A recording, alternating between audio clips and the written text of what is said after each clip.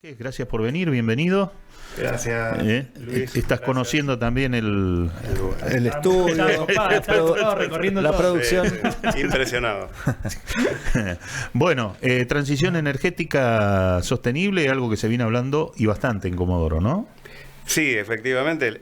Si bien es un fenómeno mundial, la transición energética ya se viene hablando hace años.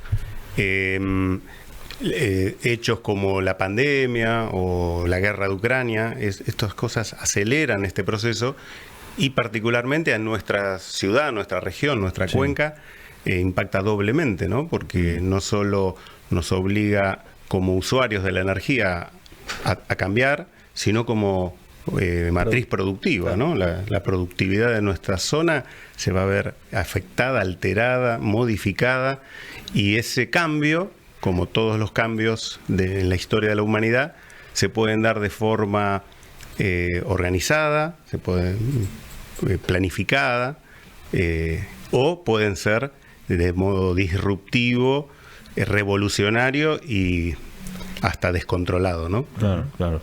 ¿Y cuál es el proceso que llevamos nosotros aquí en nuestra zona? O sea, se habla en todo el mundo, pero no estamos descolgados en Comodoro de esa conversación, de esa charla. No, todo lo contrario. Estamos más implicados y más involucrados y más afectados que ciudades, qué sé yo, como que no tengan petróleo, ¿no? Que no produzcan petróleo. Los afecta la transición energética, pero su matriz productiva sigue activa de alguna manera. Pero vos, estas posibilidades que mencionaste, ¿cómo crees que estamos nosotros? ¿Lo estamos haciéndolo de una manera ordenada y con un horizonte claro, o estamos haciendo de una forma un poco descontrolada? Mirá, siempre yo doy clase, ¿viste? Soy docente también y me gusta dar ejemplos extremos, exagerados, pero para graficar el concepto, ¿no? La Revolución Francesa, para irnos a un hecho histórico, fue sangrienta, fue un cambio donde terminaron cortándole la cabeza a los dirigentes, digamos, del momento, ¿no? A Luis XVI y a María Antonieta, todos sabemos. Pero era un cambio que se venía pidiendo, la sociedad pedía el cambio, y hacía años, décadas que venían pidiendo ese cambio del modelo monárquico al modelo de bienestar general, de igualdad. Y bueno, no quiero ser tan extremista, pero ahora está pasando lo mismo. La gente está pidiendo un cambio. El cambio climático nos está afectando a todos, la contaminación ambiental, el derretimiento de los polos. Y bueno, podemos ser pasivos, podemos esperar a ver qué pasa, hasta que se explote todo y no digo que le cortemos la cabeza a los dirigentes, pero algo así puede pasar, ¿no? Sí, la verdad que sí. Y mientras hablabas, estaba buscando un comentario que hizo un oyente la semana pasada, que ahora vamos a ver si tenemos el literal, que decía que estuvo hablando Ezequiel Cufré la semana pasada, no sé si tuviste la oportunidad de escucharlo. Y había un oyente que decía que era como un invento, como los autos eléctricos, como que no había una necesidad real de hacer ese cambio, o eso fue lo que interpreté yo de su comentario. Yo estaba buscando el literal. Pero hay gente que todavía piensa que no se tiene que dar, o que no es por ahí el cambio. Bueno, Trump era un negacionista en ese sentido. Obviamente que hay intereses en juego poderosísimos, y algunos quizá miran para otro lado, o digamos, el status quo hay que pretenden mantenerlo. Pero me parece que la necesidad de cambio de paradigma, de la transición energética, está a la vista de todos. Nadie lo puede negar, que el cambio climático está ocurriendo, que lo motiva la quema de combustibles fósiles, y que no podemos seguir así. Si seguimos así, va a ocurrir esto que te digo, va a haber una revolución sangrienta que va a ser descontrolada, y no queremos, nadie quiere eso. Cuando hablamos de transición es un plan, una organización, una planificación de actividades sucesivas, un hilo conductor que hay que seguir para que sea lo menos traumático posible. Y por supuesto que es con hidrocarburos, la transición, porque hay algunos que quizá piensan, no, me quedo sin laburo. No. El petróleo, la cosa es así, el combustible fósil se va a sustituir por combustibles sintéticos derivados del hidrógeno, energía eólica, lo que fuere. Pero el petróleo no. El petróleo es materiales, el petróleo es plásticos, polímeros, teflón. Eso no tiene sustituto. La actividad petrolera tenemos para 100 años más de actividad petrolera. Pero la energía no va a ser más de combustibles fósiles. Eso está terminado. Ya hay fecha de vencimiento en Europa. 2040. Se prohíbe la venta de vehículos de combustibles fósiles a partir del 2035 en algunos países. O sea, eso ya está. Tenemos que organizarnos. A nosotros nos va a afectar de alguna manera. Pero no es que es el fin del petróleo. El petróleo va a ser, tenemos petróleo para 100 años y vamos a seguir viviendo el petróleo porque es nuestro ADN. Si se deja de usar para generar energía, más tiempo. Sí, ayer hubo un evento relacionado con el Día del Periodista en el IAPG y se hablaba de esa cuestión. O sea, el petróleo para quemar en los autos va a desaparecer, pero el petróleo en sí como elemento para muchas cosas que utilizamos habitualmente se va a seguir necesitando. Tenemos necesidad de un polo petroquímico, por ejemplo, que se transforme Comodoro en un país o en una localidad, una región que genera petróleo, en un polo que entregue los derivados necesarios para construir cosas que utilizamos todos los días, ¿no? Cosas de todos los días. Los derivados del petróleo, hay muchos derivados que no tienen sustituto. No hay otro material que lo reemplace. Entonces, está garantizada la actividad petrolera. Nosotros vamos a seguir siendo una ciudad petrolera. Pero el mundo está cambiando, es una oportunidad y no la podemos dejar pasar. Claro, pero y además, si se está sustituyendo el uso del petróleo como combustible y nosotros tenemos gran parte de la producción que se utiliza para eso, vamos a perder una cantidad de mercados si no hacemos la transición de manera ordenada y con objetivos claros. Exacto. Y paradójicamente veníamos comentando, ¿no? Cuando Fuchs y Begin descubren el petróleo, la existencia de petróleo en nuestra región, ellos no sabían lo que se venía, lo que iba a pasar en esta ciudad. No lo imaginaban, no podían imaginarlo. Decían interesante, interés estratégico, militar. Era eso nada más. Ni se imaginaban. Hoy nosotros estamos parados en la reserva de energía eólica más grande del mundo. Es el combustible del futuro. El hidrógeno es el combustible sintético no contaminante del futuro inmediato. Y nosotros estamos parados en esa cuenca productiva y no nos damos cuenta. ¿Qué falta para que se deje esa conversación? A ver. Ahora sí, a ver. Ahí. Me sacaron censura. ¿Se escucha? Sí, no sé por qué no está saliendo. Ahí está. No, ¿qué falta para que se termine de debatir si es bueno o malo y se comience a proyectar, se comience a trabajar concretamente y salir del debate? Digamos que el mundo ya está cambiando. Nosotros tenemos que mirar el mundo, ¿no? Porque el cambio en Europa o en Estados Unidos quizás Estados Unidos distorsiona un poco la realidad con su política petrolera expansiva, ¿no? Pero Europa creo que quizás es un referente. Y lo que pasa en Europa es esto. Vienen a visitarnos para ver de qué manera pueden producir hidrógeno con nosotros. O sea, eso está pasando. No, los japoneses hace 20 años que vienen a estudiar qué posibilidades de sustituir el petróleo tienen para su industria y ven como una alternativa nuestro hidrógeno. O sea, derivados, como el petróleo tiene derivados, la energía eólica también tiene derivados. El hidrógeno es un derivado de la energía eólica y es justamente como un combustible sintético que sustituiría el petróleo y que no genera contaminación, que no genera gases de efecto invernadero. Y ahí tenemos que apuntar nuestras universidades, nuestros funcionarios dirigentes, nuestras empresas.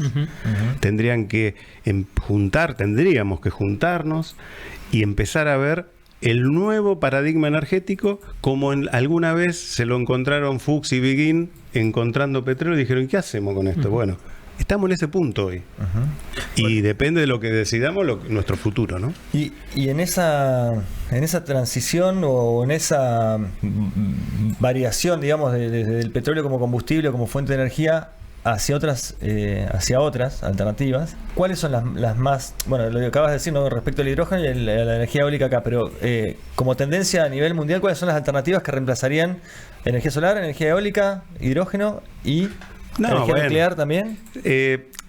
La energía nuclear tiene un desarrollo muy importante en el mundo y en nuestro país también. Es un país muy pionero en materia de energía nuclear. Tiene operaciones impecables. No sé, Atucha, creo que yo trabajé en Atucha, tiene 30 años más o menos, 40 años de antigüedad y tiene una trayectoria impecable en materia de seguridad. Las otras centrales de embalse, Atucha 2, la Argentina escribe manuales, fabrica reactores nucleares, exporta al mundo. En materia, la energía nuclear es una alternativa. Obviamente que tiene algunas observaciones porque hay residuos, deja residuos. El hidrógeno no deja ningún residuo. El combustible hidrógeno, a base de hidrógeno derivado de la energía eólica, o sea, el hidrógeno verde, ¿no? Estamos hablando de hidrógeno verde. Cero residuos, cero contaminación ambiental, cero impacto ambiental. Entonces, tiene alguna ventaja competitiva. Pero bueno, en la transición energética también está la energía nuclear porque, bueno, es relativamente limpia. Nadie se queja de la basura nuclear. Vos escuchás que la gente dice, che... Bueno, lo que pasa es que uno escucha nuclear y enseguida se imagina catástrofes. Sí. Yo discutiendo eso con un amigo me dice que bueno, que una vez que se pueda manejar y darle 100% de seguridad a la energía nuclear es como la clave porque es la más eficiente. Pero ¿se llegará a poder manejarla y a poder evitar esos residuos o no es posible? Mira, los franceses, que son también pioneros en la energía nuclear, a pesar de que su programa nuclear está frenado, ellos encontraron la manera de reciclar los residuos nucleares en nuevos combustibles nucleares. Entonces, es como que no tiran nada a la basura, todo lo reusan, lo reutilizan y vuelve al reactor. Entonces, es como que la generación de residuos de combustibles está frenada. Tecnológicamente no está ocurriendo. Yo le tengo confianza a la energía nuclear, tiene sus riesgos, pero bueno, obviamente, contra la energía eólica ilimitada y el hidrógeno como derivado, no es líder, no hay nada, contra eso no hay nada. Claro, lo decía Ezequiel el otro día, y tenemos el mar al lado encima, para hacer la electrólisis con agua de mar a través de una planta desalinizadora, ¿no? Todo ese tipo de cuestiones. Exactamente. Sí. Que es una planta que puede generar el agua para la electrólisis y también puede generar agua para la comunidad que la necesita para tomar, ¿no? Exactamente. La tecnología produce cambios. Hace 40 años, cuando se hizo el acueducto, quizá la tecnología de desalinización de agua de mar tenía problemas, no estaba resuelto, entonces hicieron un acueducto, está muy bien. Hoy, la energía que se gasta en traer agua desde Sarmiento es enorme y comparada con la de desalinizar agua de mar, es más caro traer agua desde Sarmiento, porque el costo de la desalinización es la energía. Y hoy la tecnología nos permite desalinizar a menor costo que traer el agua de Sarmiento. Pero ahora, más allá de los costos, por ahí no es tu área específica, pero uno de los cuestionamientos a la desalinización es los residuos, los barros salados que generan y la contaminación que eso aplica. Sí, esto de la desalinización para nosotros es nuevo, yo no tengo experiencia, pero estuve investigando. Las nuevas baterías de litio hoy se pueden hacer con sodio. Y el sodio es un residuo de la desalinización. Claro. El cloruro de sodio. O sea, se puede reutilizar. Se podría reciclar en eso. Pero aún así, el mar es tan amplio y las corrientes marinas son tan intensas que el impacto, esto lo han hecho estudios los especialistas, que son los israelíes, que son los líderes mundiales en desalinización. Ellos, la devolución de agua con concentración de sodio, que es simplemente de la separación, el impacto es prácticamente nulo y mucho menos para una ciudad pequeña como la nuestra, ¿no? Claro. Imagínate que Dubái, que tiene capaz que más habitantes y más concentración, lo hace y nadie se queja del impacto ambiental, ni en otras ciudades muchísimo más grandes. Hay que estudiarlo, obviamente, no hay que hacerlo sin estudio, un estudio de impacto ambiental, pero aparentemente está resuelto eso, no es un impedimento. Igual a veces creo que el punto que falta, siempre recaigo en lo mismo, el surgimiento de especialistas. Es decir, si el Estado no acompaña a profesionales que se forman en otro lado y traerlo acá de nuevo para hacer estos estudios indicados, o no se traen nuevas carreras a la universidad fuera de lo que es el petróleo y enfocada en las nuevas energías, no vamos a tener los profesionales que hagan estos estudios de impacto necesarios para evaluar y para generar las nuevas empresas necesarias para hacer estas cosas. Exacto, es parte de la política, ¿no? O sea, ¿dónde destinás los recursos? Hoy, por ejemplo, tenemos un barril de petróleo a más de $120, ¿no? ¿Hay recursos extraordinarios? ¿Hay disponibles recursos extraordinarios? ¿A dónde los vamos a destinar? ¿A subsidiar energía o a desarrollar el futuro energético de nuestra comunidad, con la universidad, con las empresas que estén dedicadas al tema? Es una decisión política. Y si se toman malas decisiones políticas, y bueno, preguntale a Luis XVI qué le pasó. Bueno, hay un amplio campo en ese sentido, ¿no? En la renovación energética, Comodoro puede ser líder, como lo fue en el petróleo, también puede ser líder precisamente en generar combustibles alternativos, en este caso como el hidrógeno, apuntar a tener plantas de ósmosis inversa que permitan abastecer de agua sin necesidad de seguir vaciando el lago y estar sufriendo o penando o pidiendo que el Estado Nacional gaste 2.000 millones de pesos en hacer otro acueducto.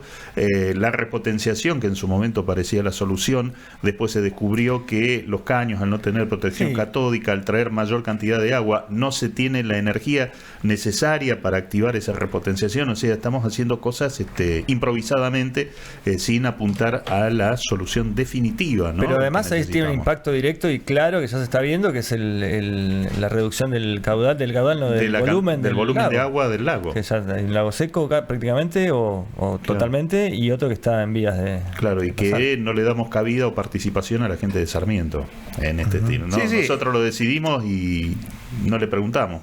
Claro. Y ahí están los problemas. Es consecuencia del cambio climático, digamos, no es que no estamos tomando el lago Münster, ¿no? El cambio climático produce sequía y no hay agua, y no sabemos si va a volver el agua o no va a volver más. Pero también hay un uso desmedido del agua. Eso es un poco de todo, ¿no? Es un poco de todo. Pero está pasando en Puerto Madryn, en todo el valle, o sea, no somos nosotros. Claro. Está pasando en todos lados, en toda la Patagonia, y el mar sigue su nivel y se teme que suba el nivel del mar. Entonces, ¿a dónde le vamos a apuntar los proyectos de agua? Tal cual. Tal cual. Pero bueno, también otra cosa que surge es el tema de siempre de los intereses, ¿no? Y de cómo aquellos que hoy tienen cierto manejo o cierto interés específico, porque ya tienen una parte del mercado, ven que se están quedando o se van a quedar sin esa parte y digamos como que frenan determinados cambios que debería haber en la energía, en el agua, en todos los aspectos donde hay intereses ocurren estas cosas. Ocurre en todo el mundo, no somos nosotros, pero bueno, es el Estado el que tiene que propiciar los cambios. Y la gente, el interés de la gente, ¿no? Porque el Estado somos todos, ¿no? Hay que interesarse, hay que involucrarse, hay que difundirlo, como el trabajo que hacen ustedes es valiosísimo en este proceso de transición. El que la semana pasada ya ha habido alguien hablando de esto y esta semana otro, eso es involucrarse, eso es trabajar en el tema, y esto le llega a los que toman las decisiones, obviamente. Claro. Así que estamos encaminados, vamos bien, pero falta muchísimo. Sí, pero no tenemos mucho tiempo tampoco. No. Exactamente. Y después otra pregunta que me surge, que te la hago porque tengo confianza, porque en realidad es también puede en relación interesar. ¿Hay fuentes de energía que no sean rentables y por eso no se exploten, que sean más limpias o más abundantes y no se exploten porque no puede sacársele un rédito económico? Y bueno, se tiene mucha esperanza en el desarrollo de la energía del mar, la mareomotriz, la undimotriz. Hay mucha energía ahí, la energía está ahí, está cerca, está a la vista nuestra, pero los mecanismos, los dispositivos para captarla aún no han sido desarrollados con suficiente robustez, con suficiente capacidad de resistir las marejadas, la violencia del mar cuando se embravece el mar. No, nada ha resistido eso. Entonces, cuando se logre controlar eso, domar el mar, y bueno, habrá otra fuente de energía disponible. Por ahora no la hay. Sí, a principios del siglo pasado había algunos proyectos acá en Comodoro dando vuelta para generar energía mareomotriz. El siglo pasado. Y también se habla precisamente de algo que ayer justo vi en una imagen, el istmo Ameguino, ¿no?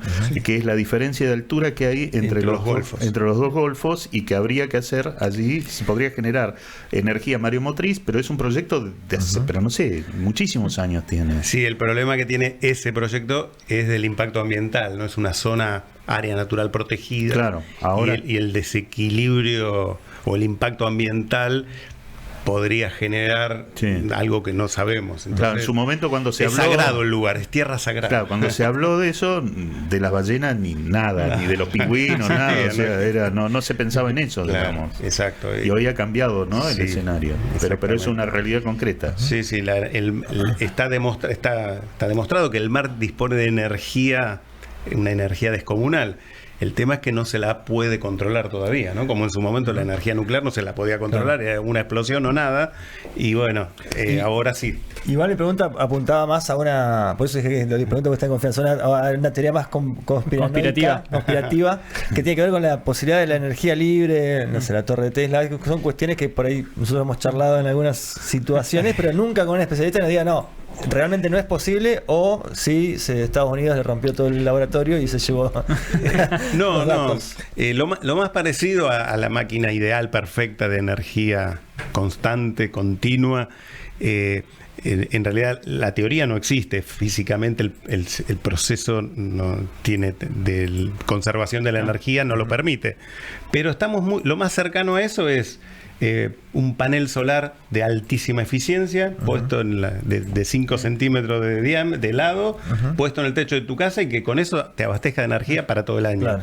Hacia eso vamos, y eso será posible en algún momento.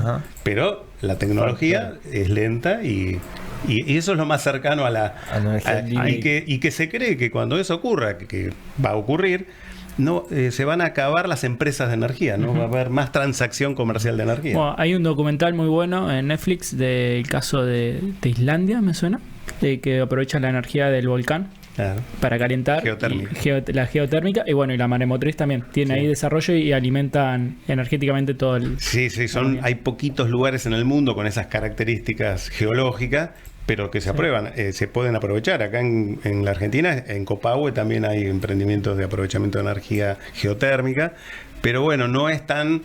El sol sale para todos, digamos, ¿no? Y bueno, la energía que vos podés recibir en tu casa, o el viento, va a llegar un punto en que te vas a autoabastecer. Los autos, la movilidad, se va a autoabastecer de energía, no va a tener que ir más a la estación de servicio. Deja el auto estacionado y se carga solo.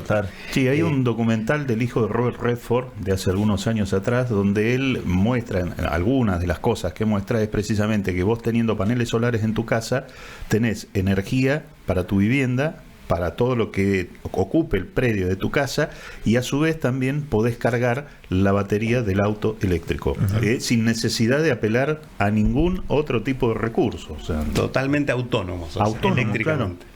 Sí, hacia eso vamos. Hacia eso vamos. Sí. Eso es indudable. Bueno. Aprovechamos a leer un comentario que manda Héctor. Sí, por eso estaba haciendo eso. Están en todas las productoras, no nos dejan. Por la cucaracha nos dicen que... muy bien. Para la gente que está oyendo la radio y que no entiende nada, estamos aplaudiendo porque en streaming el saludo está en la pantalla, ahora lo podemos leer. Claro. Héctor Sorsi, buen día, saludos al equipo de trabajo, en especial a Enrique, siempre tan claro en sus conceptos, no digamos que no nos avisó. Héctor Sorsi ahí, compañero del INTI. Del INTI, sí, claro. Héctor. Sí, no, lo que pasa es, en el tema, por ejemplo, del agua, estamos hablando del agua, nos quejamos, protestamos, renegamos con la SCPL o con el gobierno, pero no miramos que un día determinado vamos a abrir la canilla y no va a salir nada, ni ese día, ni pasado, ni el mes, y ahí vamos a estar en un verdadero drama porque no hicimos lo que teníamos que hacer en el momento determinado. Es lo que dijo determinado. Enrique al principio, cuando va a ser caótico cuando llega un momento en que no se haya planificado, si no se planifica, no se busca un horizonte claro y una concientización, va a llegar ese día y va a ser un caos. Y no es culpa de uno. Pero ya está pasando igual. Sí, y lo mismo que hablamos en el primer bloque con el tema de la basura, aquellas personas que tiran el papelito por la ventana o en la calle, son aquellas que derrochan el agua y no se dan cuenta que hay que cuidarla porque no es cuestión de repotenciar el acueducto o generar una planta, sino que también o empieza por cuidar el recurso primero y después lo demás. Claro, esa es mi visión, por lo menos. Ese es el futuro, no, así vamos. Pero yo lo que apunto es eso, que un día vamos a abrir la canilla y ¿a quién le va a escribir un cartel? ¿A quién le vas a reclamar? ¿A quién te vas a movilizar? Si no... Escribirlo en todas las redes sociales, pero igual el agua no va a salir. No, pero lo importante acá es que Comodoro tiene futuro, tiene potencial de futuro. Por supuesto. El tema es... eso lo hace más grave. Claro, porque da cierta tranquilidad. Mira, te voy a comentar. Y me trajiste la palabra que yo odio, potencial. Porque viene y te dicen, Chubut tiene un potencial. Sí. Mira, siempre me gusta dar ejemplos extremos. Y en este te va a recordar algo a vos, Luis. El 21 de junio de este año se van a cumplir 10 años del ataque a Cerro Dragón. Sí. Una situación que a mí me afectó profundamente y que lo pongo como ejemplo de esto, de lo mismo. Era una situación de una desigualdad salarial desatendida. No pasaba nada, dejalo, después vemos más adelante, hasta que vino la toma de la Bastilla. Sí. ¿Entendés? Y eso es lo que nos pasa. Tenemos que aprender de la historia. Nosotros tenemos que... es más, yo lo relaciono con la transición energética, ese hecho. ¿Por qué? Porque hay un cambio de paradigma. La sociedad pide un cambio de paradigma, los trabajadores, las empresas. Y ese cambio de paradigma, cuando no es escuchado, cuando no es atendido, cuando se produce la disrupción en forma violenta, y cuando debería ser gradual, debería ser planificada, la transición. La explotación petrolera tiene mucha historia y es un símbolo, y lo fue, quizá ahora menos, ¿no? Pero en su momento era el símbolo del capitalismo salvaje. Guerras, invasiones, destrucción. Lo es hoy. Quizá un poco más moderado hoy, pero... No, pero lo que está pasando en Rusia, Ucrania, claro. Exacto. Sí. Y eso es lo que busca también la transición energética. Abandonar el viejo modelo, el viejo paradigma de energético por uno más humano, uno más social, más igualitario, el acceso a la energía desde la casa, desde tu propio hogar. Claro. Entonces, se me vino a la mente como ejemplo este hecho, porque justo estamos por cumplir 10 años y yo creo que puedo opinar porque estuve ahí, yo estuve ahí. Claro, fuiste una de las empresas más afectadas. Pero creo que una de las últimas, pero otra cosa para comentar en relación a esto es que también estos intereses de los que hablábamos antes, que frenan estos avances, tienen que ver con la cosa que nos pasa hoy, que es aquellos hogares que hoy se podrían abastecer totalmente, dejan de estar conectados a una cooperativa en la cual no solamente nos cobran energía, sino que nos cobran una serie de otras cosas que estando desconectados de eso no habría forma de cobrárnosla, o tendrían que buscar otra forma de cobrárnosla. Entonces ahí hay un conflicto de intereses también. Claro, conflicto de intereses. Eso es, cuando hablas de energía, hablas de conflicto de intereses. Lo que pasa, por ejemplo, en la guerra de Ucrania y Rusia, Rusia está demostrando que tiene el poder sobre otros países no por el material bélico que tiene, sino por el gas que genera. Entonces eso obviamente hace que los demás países de Europa que estaban en un principio enfrentados, enfurecidos, cuando les cortaron la llave de gas, empezaron a reunirse y analizar otro tipo de cuestiones, porque después eso repercute en sus comunidades. Si tuviéramos una mayor independencia energética, ningún país en el mundo podría dominar a otro. A ver si somos tan malos. Y estuve viendo hace poco, bueno, ya no estábamos yendo el tema, pero estuve viendo hace poco cómo impacta eso en el dólar y en el modelo del dólar. Y la inflación mundial. Sí, por eso. Entonces es realmente impactante. Enrique, un placer tenerte acá. Ha sido muy linda y gratificante la charla, y creo que a los televidentes que nos siguen a través de YouTube y los oyentes a través de la 100.1 deben haber sacado sus propias conclusiones y también estarán opinando. No, pero yo, qué sé yo, bueno, algunos van a mandar un mensaje, seguramente. Es parte de lo que buscamos, generar el debate, ¿no? Sí. Yo les quiero agradecer a ustedes porque estamos trabajando en una asociación, Transición Energética Sostenible, y quiero que sepan que ustedes son parte de ese trabajo que estamos haciendo, porque la difusión es la clave del éxito de nuestro trabajo. Claro, concientizar. Exactamente. Nos vamos a ir a...